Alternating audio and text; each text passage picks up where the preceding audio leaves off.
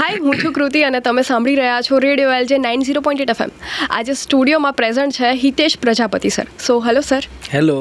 કે જેઓ soft skill trainer છે અને કાઉન્સિલર છે.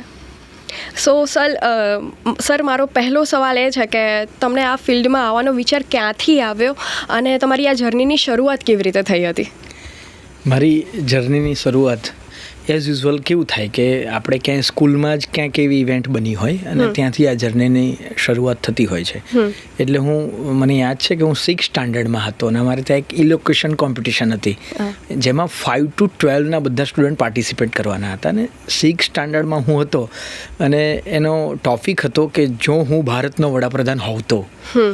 અને એમાં મેં મારા જે મૌલિક વિચારો રજૂ કર્યા હતા ને એ કોમ્પિટિશનમાં હું ફર્સ્ટ આવ્યો હતો. ત્યારથી મારો એક કોન્ફિડન્સ બિલ્ડઅપ થઈ ગયો, અલ્ટિમેટલી તો પબ્લિક સ્પીકિંગનો કોન્ફિડન્સ. અને એ જર્ની મારી એવી રીતે સ્ટાર્ટ થઈ અને ત્યારથી મને એમ હતું કે મારે એક બહુ સારા પબ્લિક સ્પીકર બનવું છે. બરાબર.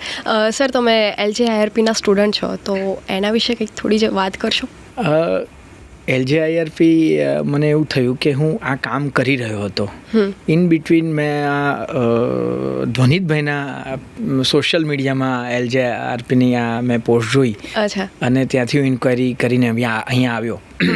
તો એમાં મારો જે ઇન્ટેન્શન હતો કે હું જે કામ કરું છું એને ફાઇન ટ્યુન કરું. તો ડેફિનેટલી અહીંયાના સ્ટુડન્ટ બન્યા પછી મારો પબ્લિક સ્પીકિંગ તરીકેની મારી જે આખી જર્ની હતી એમાં મારો એક અલગ પ્રકારનો ઠહેરાવ અહીંયાથી મને મળ્યો. બરાબર. સર તમે સોફ્ટ સ્કિલ ટ્રેનર છો અને કાઉન્સિલર પણ છો, તો તમે ઘણા બધાના આઇડલ રહી ચૂકેલા હશો, તો તમારા આઇડલ કોણ છે? અચ્છા, આઇડલ એવું છે કે જેમ જર્ની આગળ વધતી ગઈ પબ્લિક સ્પીકર તરીકે, તો શરૂઆતમાં તો આઇડલ એવું હતું કે કોઈ પણ જે મોટા ડિઝિટમાં જેના ફેન ફોલોઈંગ છે એ આઇડલ બનતા ગયા. હું અત્યારે નામ નહીં દઉં, પણ એવું હતું પછી જેમ જેમ ડેપ્થમાં કોઈ જીવનને સમજતા ગયા એમ આઇડલ સતત બધા બદલાતા ગયા.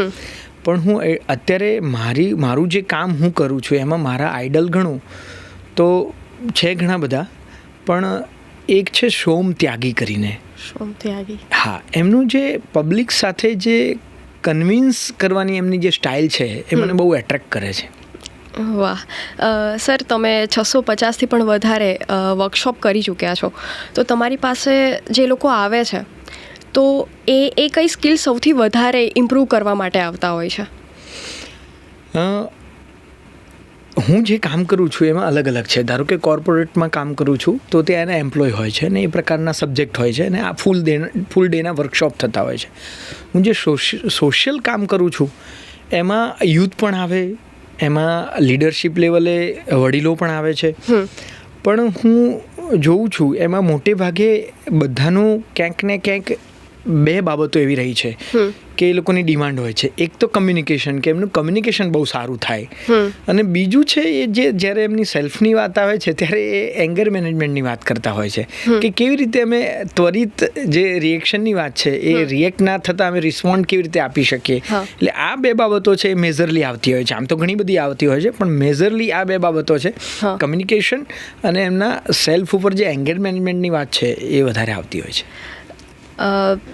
પેરેન્ટિંગ વર્કશોપ પણ તમે કરો છો, તો એમાં ખાસ ફોકસ તમે કઈ બાબતો ઉપર આપતા હો છો?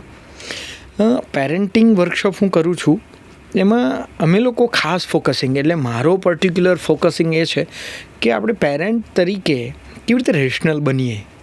કેમ કે અત્યારે બાળકો અલ્ટિમેટલી શું થાય છે, એઝ અ હ્યુમન બિંગ, ધારો કે હું અહીંયા બેઠો છું તો મારો જન્મ ક્યાં થયો, મારા મા બાપ કોણ છે, હું કઈ કોમ્યુનિટીમાં ઉછર્યો છું, કઈ સોસાયટીમાં રહ્યો છું, મારી સ્કૂલ કઈ હતી, મારા મિત્રો કયા છે, અને ક્યાં ક્યાં મેં આ ટાઈપના જે કોર્સ કરેલા છે, એ બધામાં થાય છે એવું કે આપણે બધા કોઈક ને કોઈક કન્ડિશનિંગથી, એટલે ક્યાંક ને ક્યાંક આપણું જે કન્ડિશનિંગ થયું છે એ પ્રમાણે અન્ડરસ્ટેન્ડિંગના એક પછી એક લેયર બનેલા છે.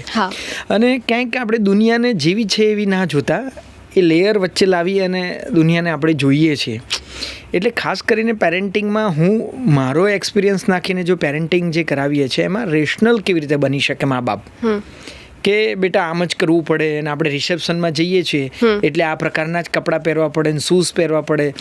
તો બાળકની કમ્ફર્ટ ના જોતા કેવી રીતે દુનિયાને કેવી રીતે સારું લાગે છે ખોટી રીતે મતલબ ટ્રીટ કરતા હોઈએ હા એટલે હું એને ખોટી રીતે નથી કહેતો પણ એમની રીતે એવું કહું છું. આપણે ખોટું સારું આપણે જજ નથી કરવું પણ જે બાળકોને એમની રીતે જજ કરે છે તો એમાંથી રેશનલ કેવી રીતે બની શકાય પેરેન્ટ્સને. તો એ અલ્ટિમેટલી એટલે આજના જમાનામાં થયું છે શું કે મેજરલી હું કરિયરના જે સોશિયલ લેવલના ફંક્શન્સમાં જઉં છું તેમાં મેક્ઝિમમ ક્વેશ્ચન એવા આવે કે સર એવો કયો કોર્સ છે કે જેમાં જલ્દીથી નોકરી મળી જાય અને નોકરીમાં જે સેલેરી છે એ 5 ડિજિટમાં પહોંચી જાય 6 ડિજિટમાં પહોંચી જાય એવી કઈ જોબ છે કે એવી કઈ ફિલ્ડ છે કે જે ચૂઝ કરી શકાય. એટલે મને એવું સતત લાગ્યા કરે છે કે ક્યાંક ને ક્યાંક જે એજ્યુકેશન સિસ્ટમ છે અથવા તો આપણી નર્ચરિંગ જે સિસ્ટમ છે પેરેન્ટિંગની જે વાત છે એ અલ્ટિમેટલી ત્યાં આવીને અટકી જાય છે કે મારું બાળક મોટું થઈને કમાય કેટલું વધારે કમાઈ શકે તો એ જ ઇરેશનલ છે. તો ફરીથી આપણે પેરેન્ટ્સને રેશનલમાં કેવી રીતે રાખી શકીએ કે એ સારા સિટીઝન બને સારા માણસ બને એનામાં અન્ડરસ્ટેન્ડિંગ એનામાં એડેપ્ટિવ સ્કિલ આ બધી જે સ્કિલ્સ છે વધારે માત્રામાં આવે તો એને જરૂર પૂરતું એ કમાઈ લેશે. એવું જરૂરી નથી કે હવે એટલે ઓવર એક્સપેક્ટેશન મા બાપની છે કે વધારે કમાઈ શકે. તો અલ્ટિમેટલી કોઈ પણ બાબત વધારે કમાઈ લેતા શીખવા કરતાં જીવનમાં કેવી રીતે સર્વાઈવ થવાની જે વાત છે એ ક્યાંક ચૂકાય છે. તો હું અલ્ટિમેટલી એ આગ્રહ વધારે કરું છું પેરેન્ટિંગમાં કે એને શું કરવું છે એની બાબતને જસ્ટ ખલીલ જીબ્રાનનું એક વાક્ય મને બહુ ગમે છે કે બાળકો છે ને એના આપણે મા બાપ છીએ તો આપણે માલિક નથી બની જતા. આપણે ક્યાંક એને બાયોલોજિકલ કંઈક એલિમેન્ટ આપ્યું છે અને બાળક છે તો બાળક પોતાનું એક જીવન લઈને આવે છે તો એનું પોતાનું જીવન છે. એમાં હું એમ કહું છું મા બાપ બનવા કરતાં એટલે મા બાપ તો છીએ આપણે બાયોલોજિકલ પણ મા બાપ બનવા કરતાં આપણે એના ફેસિલિટેટર બનવાની વધારે જરૂર છે ને. તો પેરેન્ટિંગમાં આ બાબત બહુ મહત્ત્વની છે. જો કે પેરેન્ટિંગ બહુ મોટો વિષય છે આપણે એમાં ઘૂસીશું તો એ જ ચાલ્યા કરશે પણ છતાં પણ પેરેન્ટિંગની આપણે વાત કાઢી છે તો 3 બાબતો હું એઝ અ પેરેન્ટ કોઈ પણને કંઈ જ ના કરે 3 બાબત યાદ રાખવાની છે કે એક સ્ટોરી ટેલિંગ એટલે બાળકોને જો સ્ટોરી ટેલિંગ રોજે રોજ થતું હશે તો બાળકો પુસ્તકો સાથે અલાઇન થશે. બીજું છે પ્રકૃતિ કે જ્યારે સમય મળે ત્યારે બાળકોનું જોડાણ પ્રકૃતિ સાથે હોવું જોઈએ જેથી બાળકનું જે હોલિસ્ટિક અન્ડરસ્ટેન્ડિંગ છે એ બને છે. અને ત્રીજી બાબત છે એ પ્લેઇંગ એટલે જે શું કહેવાય આઉટડોર ગેમ્સ છે એ માતા પિતા બાળકોની સાથે રમે. જ્યારે મા બાપ તરીકે આપણે બાળકોની સાથે રમીએ છીએ અને એ જે અન્ડરસ્ટેન્ડિંગ બાળકમાં ડેવલપ થાય છે એ અમેઝિંગ હશે. અત્યારે જોવા જઈએ ને કે પેરેન્ટ્સ જ મોટા ભાગે મોબાઈલની અંદર એટલા જ રહી જતા હોય છે કે બાળકોને ટાઈમ જ નથી આપી શકતા. અને અલ્ટિમેટલી હું જેટલા પેરેન્ટિંગના અમે લોકોએ વર્કશોપ કર્યા એમાં મા બાપનો question as a parent question એ જ હોય છે કે અમે મોબાઈલ બાળકોથી છોડાવીએ કેવી રીતે હે ને. તો એનો બેઝિક ક્વેશ્ચન આપણે બધા જાણીએ છીએ કે અલ્ટિમેટલી બાળકને મોબાઈલ આપનાર કોણ તો એ મમ્મી કે પપ્પા છે. ગેસ્ટ આવ્યા છે અને એમને વાતો કરવી છે એમના રિયુનિયન થઈ રહ્યું છે કોલેજના ફ્રેન્ડ આવ્યા છે અને વાતો કરવી છે અને બાળક કંઈક ડિમાન્ડ કરે છે એટલે કે બેટા તું થોડી વાર મોબાઈલ જોઈ લે તો ત્યાંથી તો એની શરૂઆત થાય છે. મમ્મી કામ કરી રહ્યા છે અને બચ્ચું હેરાન કરે છે કચરા પોતો કરવામાં વાસણ ધોવામાં જમવાનું બનાવવામાં અને ત્યારે મમ્મી આપે છે મોબાઈલ કે લે બેટા તું જો તો ત્યાંથી એ સ્ટાર્ટ થાય છે. સાચી વાત છે. તો અત્યારે આપણે એ દિશામાં પહોંચ્યા છીએ કે બેંગ્લોરમાં એક ક્લિનિક સ્ટાર્ટ થયું છે જેનું નામ છે શટ. હા એ ક્લિનિક છે અને ક્લિનિકમાં એટલા બધા પેશન્ટ્સ છે અને પેશન્ટ્સ બધા ટીનેજર ચાઇલ્ડ છે કે જે લોકો મોબાઈલ એડિક્ટ થયા છે સ્ક્રીન એડિક્ટ થયા છે. તો આ એ દૂર નથી કે જો પેરેન્ટ્સ એની પર કામ નહીં કરે તો થોડા સમયમાં એ દૂર નથી કે આપણી સિટીમાં પણ ગલીએ ગલીએ પેલા જે હેલ્થ ક્લિનિક છે એવા જ ક્લિનિક આ પણ સ્ટાર્ટ થઈ જાય. સાચી વાત છે.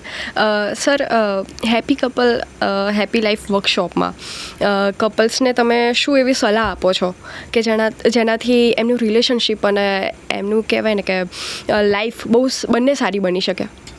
ઓકે, એટલે અમે લોકો જે happy couple happy life training program કરીએ છીએ, એટલે ખાસ કરીને અમારું જે ગ્રુપ છે, મારી કંપનીનું નામ અવકાશ છે અને મારી એક આકાર મધર કંપની છે. અમે લોકોએ સાથે મળીને ગુજરાતમાં 10,000 કપલ્સને ટ્રેનિંગ કરી છે. બરાબર. તો અને સૌથી વધારે અમને ખુશી એ વાતે થાય કે જ્યારે ઘણા બધા સમાજ એવા છે, કોમ્યુનિટી એવા છે કે એમના જે સમૂહ લગ્ન થાય, એ સમૂહ લગ્ન પછી જે કપલ હોય, ન્યૂ મેરિડ કપલ, એ અમારી સાથે 3 દિવસ રોકાય અને 3 દિવસ અમારી આ જર્ની ચાલે. એટલે એમાં as a trainer, as a facilitator અમે લોકો કોઈ સલાહ નથી આપતા ક્યારેય. બરાબર. પણ એ લોકો પોતાને કેવી રીતે ઓળખી શકે, એટલે પહેલાં તો પોતાના સ્વભાવને, પછી as a human being, as a husband, as a wife, એ કેવી રીતે ઓળખી શકે. તો આ પ્રોસેસ છે. એટલે પહેલાં તો એ પોતાની જાતને, પોતાનો જે સ્વભાવ છે એને, પછી જોવે કે એઝ અ હ્યુમન બિંગ હું છું, એ વાતને વ્યવસ્થિત ઓળખી લે. તો કેવું આવે કે જેમ આપણી બોડી છે એમ આપણી સાયકોલોજી છે. તો હસબન્ડ અને વાઈફની વાત કરીએ એટલે કે મેલ અને ફિમેલ છે. તો મેલ અને ફિમેલમાં આમ એઝ અ હ્યુમન બિંગ એક છે, પણ છતાંય બોડીની રીતે જોઈએ તો ફિમેલ અલગ છે અને મેલ અલગ છે. બંનેના અવાજ અલગ છે, બંનેના બોડી પાર્ટ અલગ છે, એવી રીતે બંનેની એક્સપેક્ટેશન્સ અલગ છે. એટલે અમે એ લોકોને પ્રેક્ટિસ કરાવીએ કે ફોર એક્ઝામ્પલ કેવું છે કે જ્યારે ફિમેલ ડિસ્ટર્બ થાય અથવા તો એને થોડું ઘણું ફ્રસ્ટ્રેશન આવે કે પ્રોબ્લેમ્સ આવે, ત્યારે એને કોઈ એવા વ્યક્તિની જરૂર છે કે એ જલ્દીમાં જલ્દી પોતાનું કામ પતાવીને, અથવા તો જલ્દીમાં જલ્દી એવા એક વ્યક્તિને મળે કે જે એનું રિસીવિંગ પ્લેટફોર્મ હોય અને એને સાંભળી લે શાંતિથી. બરાબર. તો એને જ્યારે પ્રોબ્લેમ્સ આવે ત્યારે એને સામે રિસીવિંગ પ્લેટફોર્મ જોઈએ છે. જ્યારે હસબન્ડને, એટલે કે જ્યારે મેલને પ્રોબ્લેમ્સ આવે ને, ત્યારે એની સાયકોલોજી એવી છે કે એને એ વખતે કોઈની જરૂર નથી. એને એવો સ્પેસ જોઈએ છે કે ત્યાં કોઈ એને ડિસ્ટર્બ ના કરે અને જાતે જ વિચાર્યા કરે, અથવા તો ફ્રેશ થઈ અને પછી જાત સાથે મનોમંથન કરશે એટલે બહાર આવી જશે. તો આ બંનેની સિસ્ટમ અલગ છે. હવે પ્રોબ્લેમ સ્ટાર્ટ કેવી રીતે થાય છે? તો જ્યારે ફિમેલને પ્રોબ્લેમ થાય ત્યારે એ સ્ટાર્ટ કરશે કહેવાનું. અને આ બાજુ મેલ છે, જો મેલ પણ એ જ પ્રોબ્લેમમાં હશે તો એને એ વખતે એકાંત જોઈએ છે અને સામેની વ્યક્તિને કોઈ સાંભળનાર જોઈએ છે. તો એ જે સ્વીકૃતિ બનતી નથી અને ત્યાંથી પ્રોબ્લેમ સ્ટાર્ટ થાય છે. તો અમે લોકો એમને એ અહેસાસ કરાવડાવીએ છીએ કે ભાઈ એમનું એક્સપેક્ટેશન શું છે અને આ બાજુની અપેક્ષા શું છે. એ બંને જો અપેક્ષાઓ કેવી રીતે મેચ કરવાની છે કે એટલે એઝ એ હસબન્ડ આપણે એટલું જ શીખવાનું છે કે યસ, અત્યારે એને કંઈક વાત કરવી છે તો એ વખતે એને એડવાઇસની જરૂર નથી, કંઈ જ જરૂર નથી. આપણને એટલે શું હોય કે મેલ છે ને લોજિક લગાવે. કેવા લોજિક લગાવે? યાર સિમ્પલ આટલો પ્રોબ્લેમ યાર સોલ્વ નથી કરી શકતી અને મને કહે છે. તો એ વખતે ફિમેલને કોઈ લોજિકની, કોઈ એડવાઇસની જરૂર નથી હોતી. એને ખાલી અંદર એવું જ ચાલતું હોય છે કે મારો હસબન્ડ મને શાંતિથી સાંભળે. એટલે મેલને એટલું જ કરવાનું છે કે એને ગમે તેટલો કંટાળો આવતો હોય છતાં એને સારા રિસીવર બનવાનું છે અને એકદમ એક્સપ્રેશન સાથે, અચ્છા પછી શું થયું, તને એવું થાય છે, અચ્છા આવું તો ના જ કરવું જોઈએ એને તારી સાથે. તો આવી બાબતો એ જો રિસીવ કરશે, લિસનિંગ મોડમાં રહેશે ને, તો એનો પ્રોબ્લેમ સોલ્વ થાય. પછી એને કોઈ પ્રોબ્લેમ જ નથી. અને સામે હવે ફિમેલને એ સમજવાનું છે કે જ્યારે એના હસબન્ડને કે મેલને જ્યારે કંઈ પણ પ્રોબ્લેમ્સમાં આવે ત્યારે ફિમેલને એ સમજવાનું છે કે એને હવે એને એકાંત જોઈએ છે, તો એને ડિસ્ટર્બ ના કરે. એના રૂમમાં બેઠા છે કે બહાર જાય છે, ઇટ્સ ઓકે, જઈ આવો તમે, હે ને. પણ એ વખતે બંને બાજુ જે પ્રોબ્લેમ્સ થાય, ફિમેલને શું થાય છે, કેમ તમે કંઈક કહેતા નથી, તમે પ્રોબ્લેમમાં છો અને મને કેમ કહેતા નથી, મને તો કહેવું જ જોઈએ. તો ત્યાંથી પ્રોબ્લેમ સ્ટાર્ટ થાય છે. તો આવી બધી અમે લોકો કોઈ બહુ ભાષણબાજી નથી હોતી, પણ આ ટાઈપની મેં જે વાત કરી એના રિફ્લેક્ટિવ એક્ટિવિટી બેઝ સેશન હોય છે કે એમને રિફ્લેક્શન થાય કે ઓ યા આ પ્રોબ્લેમ છે. તો એ લોકોને એવું ફીલ થાય અને રિફ્લેક્શનથી એ લોકો લર્નિંગ કરી શકે. એટલે અલ્ટિમેટલી ટ્રાન્સફોર્મેટિવ જે વર્ક છે એ અમે લોકો કરવાનો ટ્રાય કરીએ છીએ. નહીં કે કોઈ સલાહ કે ભાષણબાજીથી, અને એનાથી કોઈ ક્યારેય ફરક પડતો નથી. કેમ કે આપણે બધું બહુ સાંભળીએ છીએ યુટ્યુબમાં, પણ જ્યારે એક્ટિવિટીની અંદર આપણે આવી જઈએ છીએ ત્યારે રિફ્લેક્શન્સ ક્રિએટ થાય છે અને ત્યારે એકચ્યુઅલમાં પ્રોબ્લેમ સોલ્વ થાય છે, કેમ કે માણસ ત્યારે પોતાની જાત સાથે કામ કરવાનું સ્ટાર્ટ કરતો હોય છે. બહુ સરસ વાત કરી તમે સર. સર બીજું એક ક્વેશ્ચન કે અત્યારે પેલું ફેમિલીને લઈને તમે વર્કશોપ કરતા હોવ છો, તો તેમાં તમે કેવા ટાઈપની એક્ટિવિટીઝ કરાવતા હોવ છો? એટલે ફેમિલીમાં જે તમને અત્યારે આપણે જે હેપી કપલ હેપી લાઈફની વાત કરી એવી જ વાતો. એટલે અમે લોકોએ શું કરેલું છે, અમારી એક બુક છે જેમાં હું કો રાઇટર છું અને મારા ફ્રેન્ડ, મારા પાર્ટનર, મારા ફ્રેન્ડ પણ છે, મારા પાર્ટનર પણ છે અને મારા ગુરુ પણ છે, એવા એક ટ્રેનર છે જેમનું નામ છે સુરેશ પ્રજાપતિ. તો એ લેખક છે અને હું મારા બીજા પાર્ટનર હાર્દિક અને હું બંને અમે લોકો કો રાઇટર છીએ. બરાબર. તો અમે લોકોએ કોવિડમાં જ્યારે અમને ટાઈમ મળ્યો, કોવિડમાં થયું એવું કે જે અમારો માસ પબ્લિક સ્પીકિંગના જે પ્રોગ્રામ્સ હતા કે કોર્પોરેટમાં જે ટ્રેનિંગ પ્રોગ્રામ હતા એ ટોટલી વાઇન્ડ અપ થઈ ગયા. તો અમે લોકો ફ્રી હતા. એ સમયે અમે લોકોએ 31 ફેમિલી કે જે લોકો ફેમિલી બોન્ડિંગ સાથે, એટલે આપણે જેને કહીએ જીવન મૂલ્ય, વેલ્યુઝ સાથે પોતાનું જીવન જીવે છે, એ લોકો સાથે અમે ઇન્ટરવ્યૂ કર્યા કે તમારું આ ફેમિલી, તમારું જે જીવન છે એ જીવન ખરેખર સફળ છે અને તમે જોઈન્ટ ફેમિલી પણ સારી રીતે રહી શકો છો, તમારું યુનિટી બહુ જોરદાર છે, તો એના કયા કારણો છે? તો અમે લોકો ઇન્ટરવ્યૂ કર્યા અને ઇન્ટરવ્યૂ કર્યા પછી કેટલાક 11 મુદ્દા છે, એ 11 મુદ્દા તારવી અને અમે એક હેપી ફેમિલી કરીને બુક પબ્લિશ કરી. બુક પબ્લિશ કરી અને એ બુક એવી રીતે અમે બહુ જ સાયકોલોજીકલ રિસર્ચ કર્યું. તો ખાસ કરીને સ્ત્રીઓ છે એમને શું હોય કે આજકાલ ઘરનું કામ અને એટલા બધા બિઝી હોય એટલે વાંચવાનું એમનું ઘટ્યું છે, રીડિંગ ઘટ્યું છે. એટલે અમે લોકોએ બુક છે ને ફૂલ્લી કલર બુક બનાવી અને એમાં એવા પિક્ચર્સ મૂક્યા કે ખાસ કરીને કોઈ પણ માણસ, કોઈ પણ હ્યુમન, સ્ત્રીઓની સાથે સાથે પુરુષને પણ એટ્રેક્ટ કરે કે આ પુસ્તક વાંચવું પડશે. કન્ટેન્ટ બહુ ઓછું અને બહુ જ શું કહેવાય કે વેલ્યુએબલ કન્ટેન્ટ અંદર નાખ્યું, પણ એટલું પિક્ચર સાથે એટલી બ્યુટીફુલ બુક બનાવી કે બધાને વાંચન માટે એટ્રેક્ટ કરે.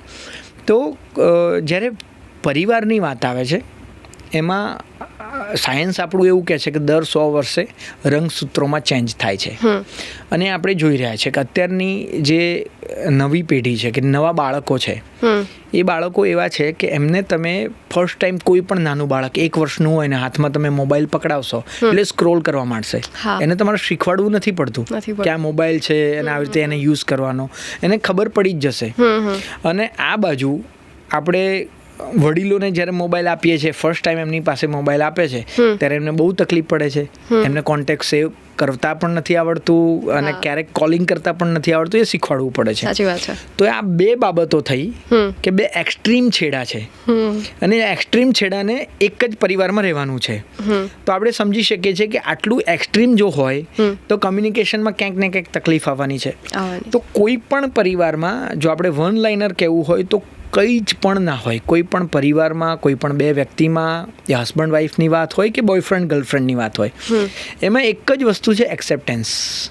જો સ્વીકૃતિ આવી જાય, સામેનું માણસ જેવું છે એવું સ્વીકૃત અપનાવવું, એ સ્વીકૃતિ આવી જાય ને તો ફેમિલી માટે તો એક મહત્વનો સૌથી મુદ્દો. જો સ્વીકૃતિ ના આવે ને તો પ્રોબ્લેમ્સ ત્યાંથી બધા સ્ટાર્ટ થાય છે. એટલે ફર્સ્ટ પ્રાયોરિટી છે, પહેલી એની શરત છે કે સ્વીકૃતિ.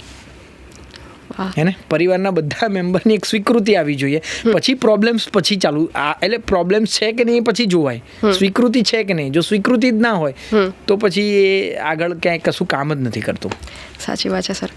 સર આપણે ફેમિલીની વાત કરી, કપલ્સની વાત કરી, હવે મારો એક સવાલ એ છે કે સ્ટુડન્ટ્સ જે એક્ઝામથી ડરતા હોય છે, આપણે કહી શકીએ છીએ કે એક્ઝામ ફોબિયા કહી શકીએ છીએ, તો એમના માટે તમે શું સજેશન આપશો?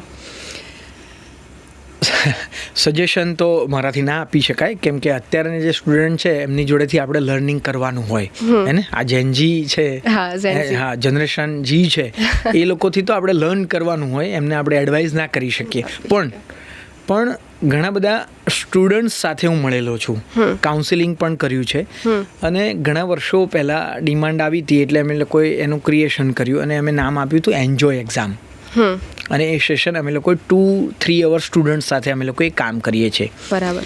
એટલે એક્ઝામ એ તો એવું છે કે જો આપણે સ્ટુડન્ટ્સ હોઈએ એટલે આપણને એવું લાગે છે કે એક મારું ટર્મ પૂરું થયું કે સેમિસ્ટર પૂરું થયું એટલે એક્ઝામ આવી, તો એ એક્ઝામ એ ટાઈમે આપણને બહુ એવી લાગે છે, પણ એ એક્ઝામ ઓલ ઓવર એટલે હોલિસ્ટિક આપણે જો એરિયલ વ્યૂથી જોઈએ, એટલે જો હોરિઝોન્ટલ જોઈએ છે કે વર્ટિકલ જોઈએ છે તો પ્રોબ્લેમ ક્રિએટ થાય છે, પણ જો એને એરિયલ વ્યૂથી જોવામાં આવે કે મારી જે એક્ઝામ છે એ એક્ઝામ આપ્યા પછી મારે સોસાયટીમાં કે ફિલ્ડમાં જઈને શું કામ કરવાનું છે એની ઉપર જો ફોકસ હોય ને તો એક્ઝામનો જે ફિયર છે ને એ ફિયર એકદમ કાં તો નીકળી જાય કાં તો ઓછો થઈ જાય. સાચી વાત છે. તો એ વર્ક ઉપર ફોકસ કરવાથી થાય. બીજું હું એકદમ એવું પણ માનું છું કે ફિયર હોવો પણ જોઈએ. જો એક્ઝામનો ફિયર નહીં હોય તો એની પ્રિપરેશનમાં પ્રોબ્લેમ થશે, એટલે એની બીજી સાઈડ, હા બીજી સાઈડ જોઉં છું કે એ ફિયર તો એ ડર અચ્છા હે, તો એ ડર થોડો ઘણો એ જોઈએ તો ખરો જ, કેમ કે અને હોવું પણ જોઈએ. જો હું એમ કહું કે ડર ના જ હોવો જોઈએ એક્ઝામનો તો એ ઇરેશનલ થઈ જાય, એ રેશનલ બાબત જ નથી.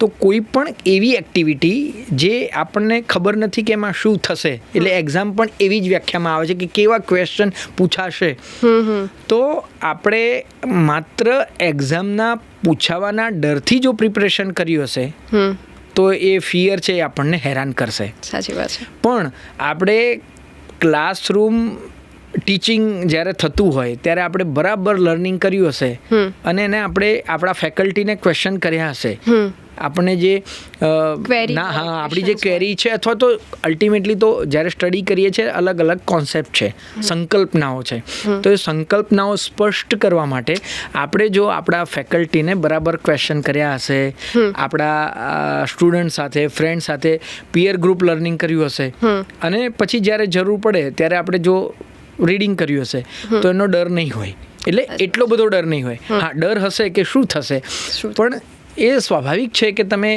એક વર્ષમાં કે 6 મહિનામાં જે શીખ્યા છો એ તમારે 3 કલાકમાં લાઈક વોમિટિંગની જેમ તમારે નાખી દેવાનું છે.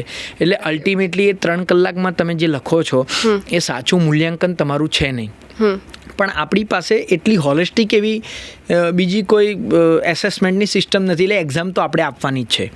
તો એમાં આપણે સાચી બાબતોને સમજી થોડી રાઇટિંગ પ્રેક્ટિસ કરી અને આપણે લખીશું તો સારી તૈયારી છે ને એ જ ડર દૂર કરી શકે. આપણી તૈયારી ઓછી હશે તો ડર વધારે હશે, તૈયારી વધારે હશે તો ડર ઓછો હશે. પેલું કહેવાય ને કે પરિશ્રમ એ જ પારસમણી, પરિશ્રમ આપણે કરતા જઈએ. હા એ એગ્રી, પણ હવેની આ જનરેશન છે એમાં પરિશ્રમ એ પારસમણી, એટલે પરિશ્રમ એટલે જે શ્રમની બાબત હતી એ હવે એ જે શ્રમ છે ઓછો થઈ ગયો છે. પણ અને સ્વાભાવિક પણ છે કે ટેકનોલોજીના આ આખા તબક્કામાં આ જનરેશનમાં જો એવી રીતે જે શ્રમ કરવા જશે તો કોઈ મતલબ જ નથી. તો એ આખો જે એમનું કામ હતું એ હવે સ્માર્ટ વર્કમાં ફરી રહ્યું છે. એટલે હું તો અત્યારે એ રીતે જોઈ રહ્યો છું કે મને એવું લાગે છે કે આખું જે એજ્યુકેશન સિસ્ટમ છે, આપણો જે આખો ઢાંચો છે એ ઢાંચામાં બહુ નજીકના ગાળામાં મોટું પરિવર્તન આવે તો એમાં નવાઈ પમાડવા જેવું કાંઈ જ નથી.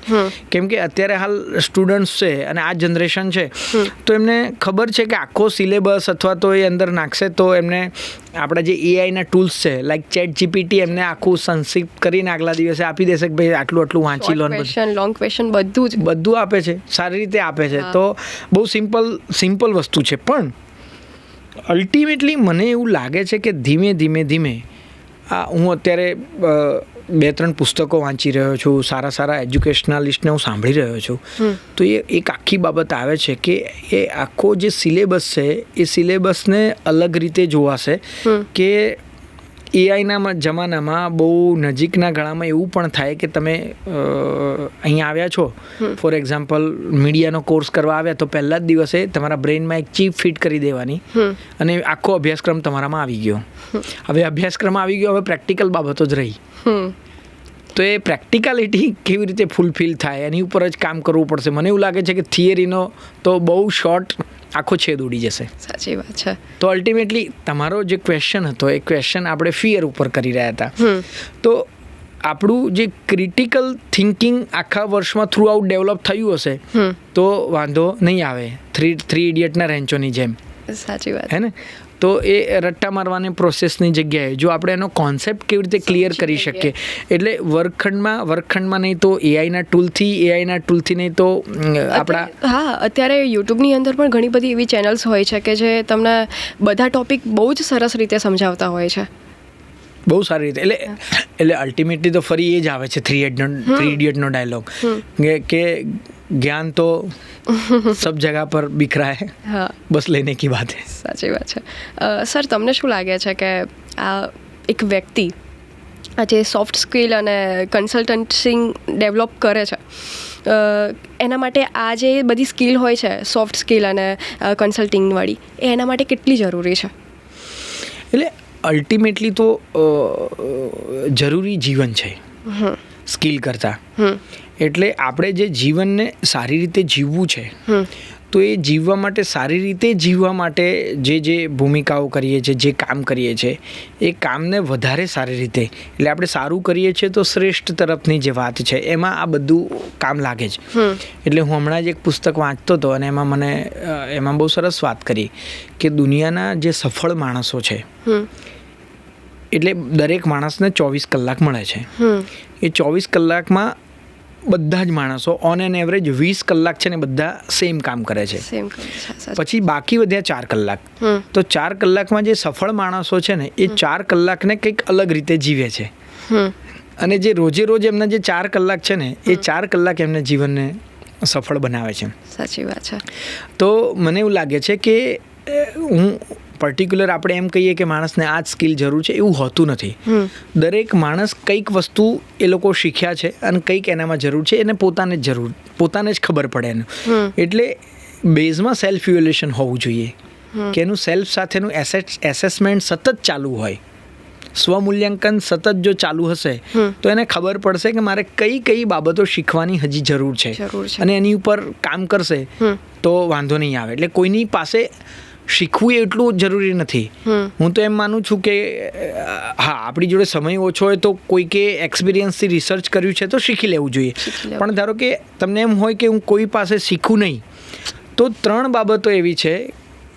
એક છે રીડિંગ, કે તમે સતત વાંચવું એટલા માટે કે એમાં પણ ઓથેન્ટિક બુક્સ, એવું નહીં કે ગમે તે બુક્સ પકડીને વાંચી લો, પણ મોસ્ટ પ્રોબેબલી એવું હોય કે લેખકે જો કોઈ લખ્યું છે તો એ કેટલાક વર્ષોના એના એક્સપિરિયન્સથી લખ્યું છે, એણે કેટલાક રિસર્ચથી લખ્યું છે, તો તમને એ એક્સપિરિયન્સ બેઠો મળી જશે. એ સિવાય જ્યારે રીડિંગ ચાલુ હોય ત્યારે રીડિંગ એક છે કે આપણે અક્ષર જે લેટર્સ છે એ લેટરને ડીકોડ કરીએ છીએ, અને બીજી પ્રોસેસ બને છે આપણી સેલ્ફ સાથેની ટોક, એટલે જાત સાથેનો સંવાદ. તો પુસ્તક રીડિંગ વખતે જે જાત સાથેનો જે સંવાદ બને છે ને બહુ જ ઇમ્પોર્ટન્ટ ઘટના છે, હે ને. તો યુટ્યુબના જમાનામાં કેટલાક રીડિંગ છૂટી રહ્યું છે, તો મને વાંધો નથી, તમે શું કહેવાય મોબાઈલમાં કે ટેબ્લેટમાં તમે રીડિંગ કરો એનો પણ વાંધો નથી, પણ રીડિંગ ક્યાંક ને ક્યાંક રાખવું પડશે, કેમ કે એ રીડિંગ વખતે જે ઘટના બને છે ને એ બહુ ઇમ્પોર્ટન્ટ છે. એ જાત સાથેનો સંવાદ ખૂબ જ મહત્વનો થઈ જાય છે. તો એ ખૂબ જરૂરી છે. બીજું છે ઓબ્ઝર્વેશન. એ ઓબ્ઝર્વેશન એવું છે કે આપણે સતત કોલેજમાં છીએ કે સમાજમાં છીએ કે લગ્ન પ્રસંગમાં છીએ કે ક્યાંય પણ ટીવી જોઈ લીધું, તો એમાં જે આપણને એવું લાગે છે કે આ માણસ કંઈક સરસ કામ કરે છે, યુનિક કામ કરે છે, ક્રિએટિવ કામ કરે છે, ક્રિટિકલ કામ કરે છે, તો એવા માણસ કેવી રીતે કરે છે એનું ઓબ્ઝર્વેશન જો કરતા રહીએ ને તો પણ એમાંથી ઘણું બધું લર્ન થાય છે, હે ને.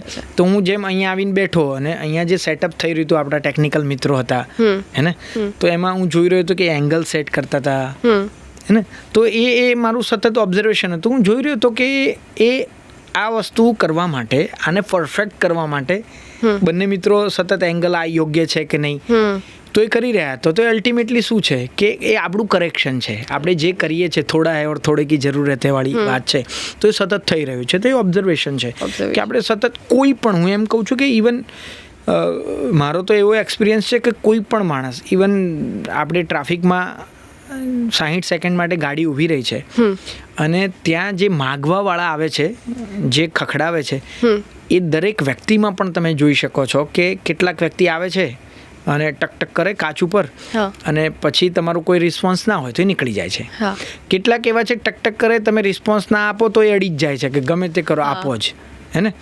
કેટલાક એવા હોય છે કે એમના ફેસ એક્સપ્રેશન એવા હોય કે આપણી ઈચ્છા ના હોય તો એમની સાથે સંવાદ કરવાનું મન થાય. તો આ મેં તમને ત્રણ સાઈડ બતાવી, પણ આવી કેટલીય સાઈડ છે. તો એ દરેક વ્યક્તિમાં એના ઓબ્ઝર્વેશનમાંથી તમને લર્નિંગ મળે અને એનામાંથી શીખવા મળે કે આની જગ્યાએ હું હોત તો હું શું કરત, અથવા તો મારે શું નથી કરવાનું. શું કરવા કરતાં શું નથી કરવાનું પકડાઈ જાય ને લોકોના ઓબ્ઝર્વેશનમાંથી, તો એ બેસ્ટ થઈ જાય છે. એ વધારે ઇમ્પોર્ટન્ટ છે, શું ન કરવું. અને ત્રીજી બાબત, મેં 3 બાબતો કીધી હતી, અને ત્રીજી બાબત છે ડિસ્કશન. તમે પુસ્તક વાંચ્યું કે ઓબ્ઝર્વ કર્યું, અને ઓબ્ઝર્વ કર્યા પછી તમારા નિયર એન્ડ ડિયર સાથે એ ઘટનાનું જો શેરિંગ થાય, અને જો હું તો એમ કહું છું કે ફ્રેન્ડ સાથે એવું ગ્રુપ ક્રિએટ કરીએ અથવા ફેમિલી સાથે કે રોજની બનતી ઘટનાઓનું જો શેરિંગ કરીએ ને, તો એ બહુ અદ્ભુત ઘટના છે. અને તમે આ વાત કરી છે તો આ જનરેશનને હું ચોક્કસ એ વાત કહીશ કે તમે કંઈ બીજું કરો કે ના કરો, પણ 1, 2, 3 અથવા મિનિમમ એક એવો મિત્ર હોય, એ મમ્મી હોઈ શકે, પપ્પા હોઈ શકે, ભાઈ હોઈ શકે કે કોલેજનો ફ્રેન્ડ હોઈ શકે, કંઈ પણ હોઈ શકે, પણ કોઈક એવું પ્લેટફોર્મ હોય કે જેની જોડે આપણે જે કર્યું છે સારું નરસું બધું જ એને કહી શકીએ. એ આપણું રિસીવિંગ પ્લેટફોર્મ બને. એટલે જેટલી વાતો અંદર ઓછી રહે અને જે થયું છે બધું કહી શકાય, એ વિશ્વાસ સાથે કે એ કોઈ સાથે શેરિંગ નહીં કરે, મારી પર્સનલ લાઈફ ક્યાંય શેર નહીં થાય, એ વિશ્વાસ સાથે એવું શેરિંગનું કોઈ પ્લેટફોર્મ બને ને, તો આપણે હળવા ફૂલ થઈ અને સતત નવું લર્નિંગ કર્યા કરશું. નહીં તો થશે શું કે આપણે જે કામ કર્યું છે અને આપણી જાત સાથેના સંવાદમાં કે મારાથી ભૂલ થઈ ગઈ, તો એ રિગ્રેટમાંથી જ બહાર નહીં આવી શકીએ, નવું નહીં કરી શકીએ. એટલા માટે સતત એવું પ્લેટફોર્મ ક્રિએટ કરવું કે આપણે એની સાથે દિલ ખોલીને વાત કરી શકીએ, હે ને. એના ખભે માથું મૂકીને રડી શકીએ, જ્યારે બહુ ખુશ હોઈએ ત્યારે એ વ્યક્તિને વોટ્સએપ વિડીયો કોલ કરીને અને એ ખુશી શેર કરી શકીએ કે યાર મજા આવી ગઈ આજે. સાચી વાત છે. તો આ જરૂરી છે. બહુ જ સરસ વાત કરી તમે સર. સર એવું માનવામાં આવે છે કે આપણે રોજ કંઈકનું કંઈક નવું શીખતા હોઈએ છીએ, રોજિંદા જીવનમાં કંઈકનું કંઈક નવું શીખતા હોઈએ છીએ. તો તમે મતલબ સ્કિલ ટ્રેનર છો અને તમારા ત્યાં ઘણા બધા લોકો આવતા હશે, તો તમે એવું કોઈ એમના પાસેથી એવી કોઈ વસ્તુ શીખેલા છો કે તમને હજી આમ કામમાં આવતી હોય એવી રીતે? આપણે ઓબ્ઝર્વેશનની વાત તો કરી જ, પણ સાથે સાથે આની પણ એમ. હા, એટલે હું તો દરેક મારા ટ્રેનિંગ પ્રોગ્રામમાં દરેક જગ્યાએથી અમારા જે પાર્ટિસિપેન્ટ્સ છે એમની પાસેથી હું શીખતો હોઉં છું. એટલે કેવી રીતે, તો હું જ્યારે મારા વર્કશોપ લેતો હોઉં છું એટલે અમે લોકો એક્ટિવિટી કરાવીએ છીએ. તો એ એક્ટિવિટીમાં હું કોઈ પણ એક્ટિવિટી કરાવું ત્યારે મેં મારું પ્રિપરેશન કરેલું હોય કે આ એક્ટિવિટી કરાવીશ, એનાથી આ નીકળીને આવશે, એટલે આ રિઝલ્ટ નીકળીને આવશે, અથવા તો આ એક્સપેક્ટેશન છે.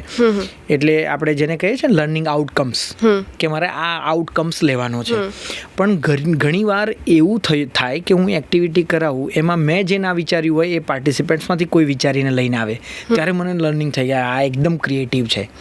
તો ઘણીવાર બધા જે સહભાગી છે એમાંથી મને સર્જનાત્મકતા બહુ મળે છે. એટલે સતત ને સતત લર્નિંગ થાય છે. એટલે આપણે જે ઓબ્ઝર્વેશનની વાત કરીએ, એ ઓબ્ઝર્વેશન મોડ ઓન હોય એટલે લર્નિંગ જ છે.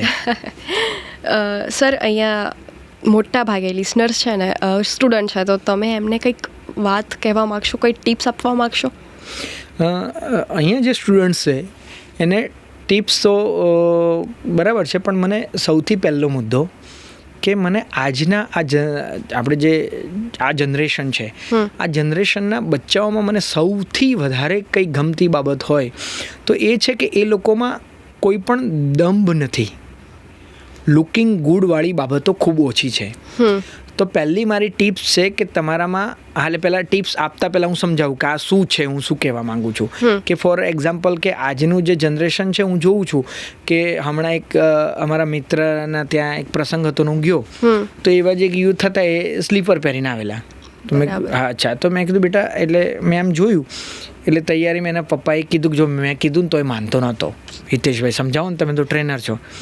તો મેં એની જોડે ખાલી ક્વેશ્ચન પૂછ્યું, કેમ બેટા? તો કે અંકલ આખો દિવસ શૂઝ પહેરેલા હોય અને અત્યારે અહીંયા આવ્યા તો મને એમ કે અહીંયા આપણે રિફ્રેશમેન્ટ છે તો હું રિલેક્સ મોડમાં હોઉં, અહીંયા આવીને શૂઝ ને આમ મને કમ્ફર્ટ ના હોય, એને શું કરવાનું? તો એ લોકો કોઈને દેખાડા કરતા એ દંભમાં નથી કે જેને જે લાગવું એ લાગે, પણ હું તો આવો જ છું. એ જે અવસ્થા છે ને એ જાળવી રાખવાની જરૂર છે. હે ને? તો એ મારી પહેલી ટીપ એ છે કે દમમાં પડ્યા વગર તમને લાગે છે કે હું આ છું જ, જેને જે લાગવું એ લાગે, પણ હું આ છું અને મારે આ કરવું છે, તો ઇટ્સ ઓકે. પોતે કમ્ફર્ટેબલ છે તો પોતે કમ્ફર્ટેબલ છે, હા, પણ એમાં ખાલી એટલું જાળવવાની જરૂર છે કે એ બીજાને નુકસાન કરતા ના હોય.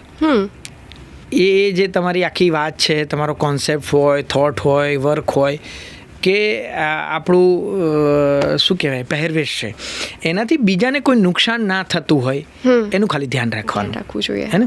તો મારે આ જનરેશનને ખાલી બે બાબત કહેવી છે કે એક છે વ્યવસ્થા અને એક છે શાસન. તો કોઈ પણ માણસ માત્ર ને એની ઉપર શાસન થાય ને એ ગમતું નથી. અને ક્યારેક એવું પણ થાય છે કે માણસ વ્યવસ્થામાં પણ રહેતો નથી. તો આપણી ઉપર કોઈ શાસન કરે એ આપણને જો મંજૂર નથી ને, તો આપણે વ્યવસ્થામાં રહેવું પડશે. સાચી વાત છે. હે ને? તો એ વ્યવસ્થા કઈ, તો ઘણી સમાજની વ્યવસ્થા હોય, કોલેજની વ્યવસ્થા હોય, ક્લાસરૂમની વ્યવસ્થા હોય, લગ્ન સમારંભની વ્યવસ્થા હોય. ફોર એક્ઝામ્પલ, આપણે બાઇક લઈને નીકળ્યા, તો બાઇક લઈને નીકળ્યા છીએ તો હેલ્મેટ છે એ વ્યવસ્થાનો ભાગ છે, તો એ આપણે પહેરવી પડશે. પછી આપણે એમ કહીએ કે ના, મને હેલ્મેટ નથી ભાવતી એટલે નહીં જ પહેરું, તો એ પેલું હું જે દંભની વાત કરું છું એમાં મેચ ના થાય. કેમ કે સ્વતંત્રતા અને સ્વચ્છતાની આખી બંને વચ્ચે જે ભેદ છે એ ભેદ પારખવાની વાત છે. કે હું એમ કહેવા માગું છું કે બીજાની વ્યવસ્થાને નુકસાન કર્યા વગર આપણે આપણી સ્વતંત્રતા છે એને માણવાની છે. સાચી વાત છે. ભોગવવાની નથી, માણવાની છે. Thank you so much sir, radio એલજેમાં આવવા માટે અને આટલી સરસ વાત કરવા માટે. So thank you sir. Thank you to you કે તમે બહુ સરસ પ્રશ્નો કર્યા છે. મને પણ મજા આવી. Thank you.